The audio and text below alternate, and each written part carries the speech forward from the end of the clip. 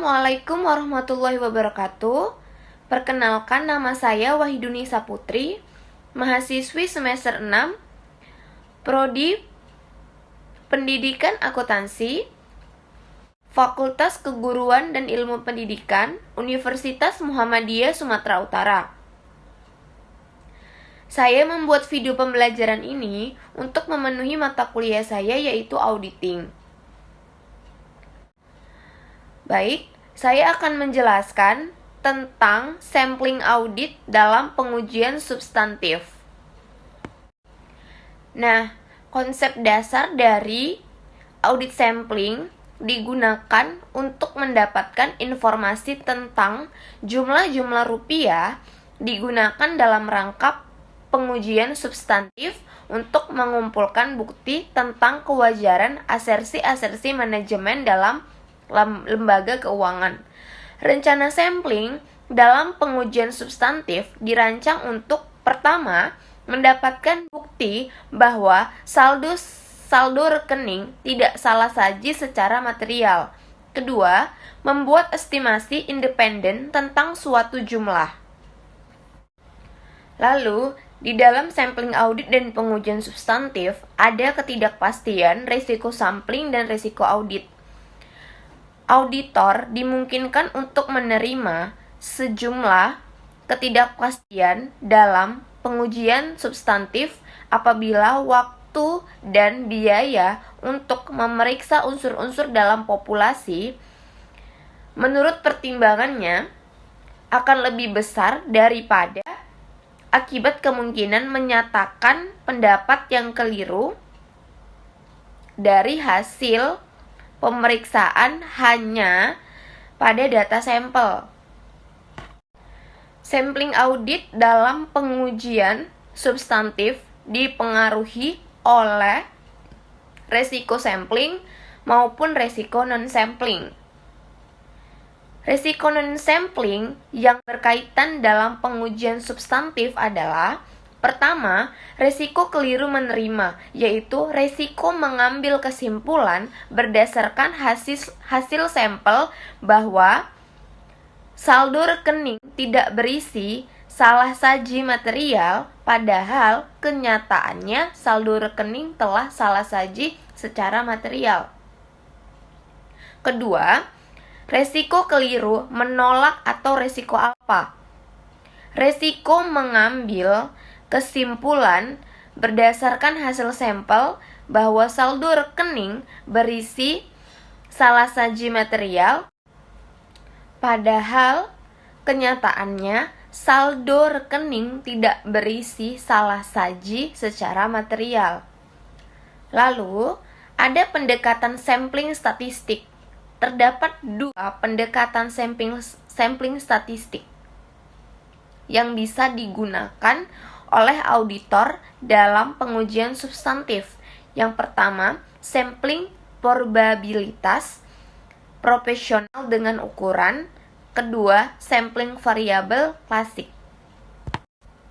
Perbedaan keduanya, sampling probabilitas proporsional dengan ukuran atau PPU, dia berdasarkan sampling atribut.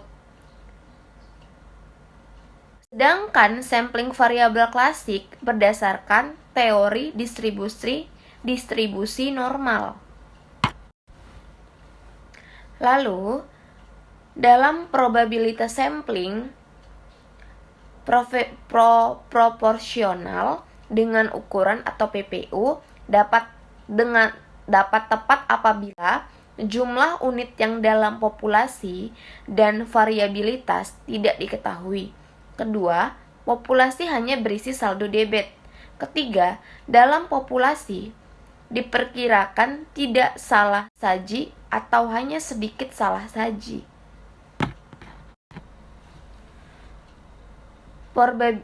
Probabilitas sampling proporsional dengan ukuran atau PPU adalah suatu pendekatan yang menggunakan teori sampling atribut untuk menyatakan kesimpulan dalam jumlah rupiah, bukan sebagai tingkat deviasi.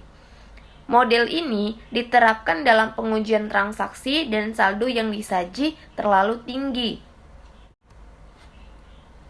Lalu, probabilitas sampling profesional dengan ukuran atau PPU berguna dalam pengujian pertama piutang apabila perkreditan yang tidak dikerjakan terhadap rekening debitur tidak signifikan. Kedua, investasi dalam surat berharga. Ketiga, pengujian harga persediaan bila Keempat, tambahan pada aktiva tetap.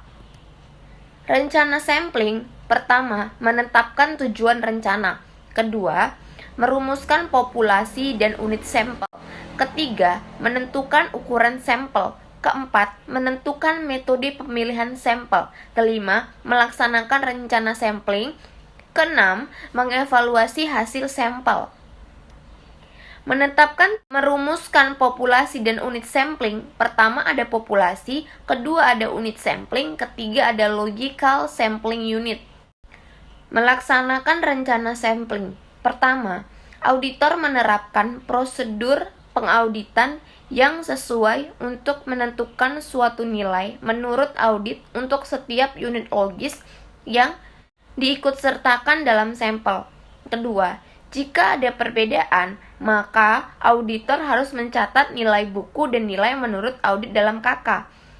Ketiga, info di atas selanjutnya akan dipakai untuk melakukan proyeksi atas total salah saji dalam populasi. Mengevaluasi hasil sampel. Audit atau auditor menghitung batas salah saji atau BAS dari data sampel dan membandingkan dengan salah saji yang ditoleransi yang telah ditetapkan.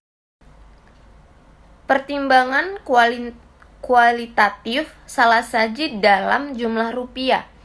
Salah saji dapat disebabkan oleh 1. Perbedaan dalam prinsip atau penerapannya. Kedua, kekeliruan dan ketidakberesan. Kerugian metode PPU. Pertama, didasarkan asumsi nilai audit suatu sampling tidak akan lebih kecil dari 0 atau lebih besar dari nilai buku. Kedua, jika salah saji terlalu rendah, maka sampel memerlukan pertimbangan khusus. Ketiga, pemilihan saldo awal. Ketiga, pemilihan saldo 0 memerlukan pertimbangan khusus. Keempat, evaluasi PPU melebihi CCR bila ada salah saji dalam sampel. Auditor menolak nilai buku populasi yang sesungguhnya dapat diterima. Yang kelima, jika jumlah salah saji, ukuran sampel yang sesuai jika atau juga meningkat. Min per unit atau MPU. Sampling estimasi MPU meliputi penentuan nilai audit untuk setiap unsur dalam sampel. Kedua, rata dari nilai tersebut dihitung dan dikalikan dengan jumlah unit dalam populasi, diperoleh taksiran total nilai populasi. Menentukan ukuran sampel metode MPU. Faktor-faktor yang mempengaruhi ukuran sampel. Pertama, ukuran populasi atau jumlah unit. Kedua, estimasi standar deviasi populasi. Ketiga, salah saji ditoleransi. Keempat, resiko keliru menerima. Kelima, resiko keliru menolak. Keenam, rencana cadangan resiko sampling. Metode estimasi selisih. Dalam estimasi selisih, antara lain audit dan nilai buku dihitung setiap unsur sampel. Selanjutnya, rata-rata selisih digunakan untuk menaksir nilai total populasi. Variabilitas selisih digunakan dalam penentuan cadangan risiko sampling yang dicapai. Itu evaluasi hasil sampel. Ada dua metode digunakan untuk memproyeksi salah saja dalam sampling non-statistik, yaitu: 1. Membagi jumlah total rupiah salah saji dalam sampel dengan bagian dari total rupiah dalam populasi yang termasuk dalam sampel. Yang kedua, mengkalikan rata-rata selisih antara nilai audit dengan nilai buku dari unsur-unsur sampel dengan jumlah unit dalam populasi. Sekian dulu materi video pembelajaran saya tentang sampling audit dalam pengujian substantif. Lebih dan kurangnya saya mohon maaf. Billahi taufiq walhidayah. Wassalamualaikum warahmatullahi wabarakatuh. Terima kasih sudah menonton video pembelajaran saya.